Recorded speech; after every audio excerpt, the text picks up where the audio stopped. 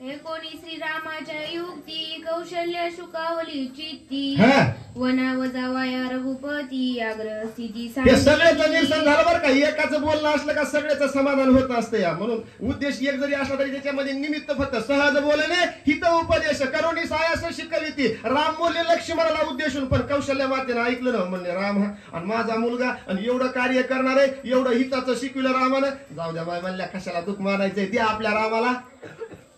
माता पिता तसे पाहिजेत महाराज नाही तर आडवे येणारे काय कामाचे येतं. पोरग देवळाकडे चाललं असं रामाय सांगायचं ए बस इथं घरी उठलं की सुटलं तिकडेच निघतच.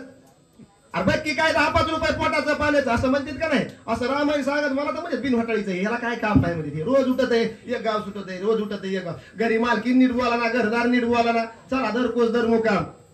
हे पुन्हा येणार आहेत मला हे माझ्या बरोबर येणार आहेत. पुन्हा टाकवणी पळती रांडा पोरे अंती होती पाठ मोरे. तू का चोखा म्हणे फजित खोरण माझे माझे म्हणती का. यांच्यासाठी किती जीव लावा ना किती तुम्ही हे शेवटला तुम्हाला अग्नी डाग देऊन महागारीत येणार आहेत. कुणी उडी टाक येणार. खाली हात आया है खाली हात जाएगा. बरोबर आहे का. एकले आलात एकट्याला जावं लागतं या.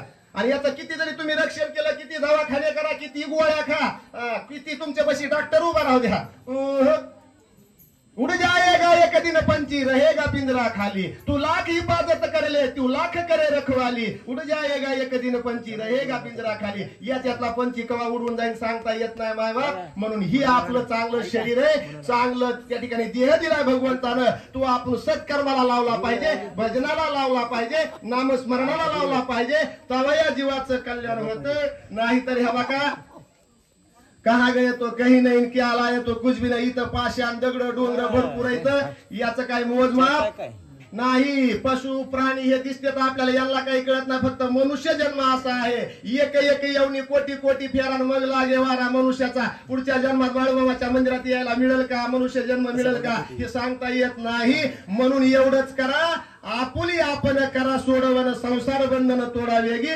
कौशल्य मातेला रामाचं हे बोलणं पटलं आनंद झाला उल्हास झाला. आणि काय हरकत नाही म्हणल्या माझ्या रामाला वनवास वाट्याला आला तरी हा श्रीरामाचे निज वचन सुख समाधान लक्ष्मण सुख संपन्न कौशल्य सुख संपन्न कौशल्य निज वचन रामाच्या मुखातल्या शब्दानं संताच्या मुखातल्या शब्दानं या जीवाला मनुष्याला समाधानच होतंय. नाही तर समाधान कुठंच नाही. इथं लक्ष्मणजीचं समाधान झालं आनंद झाला कौशल्य मातेलाही समाधान झालं. दोघं सुख संपन्न झाले. रामानं दोघांचं सांत्वन केलं आपला मार्ग मोकळा केला.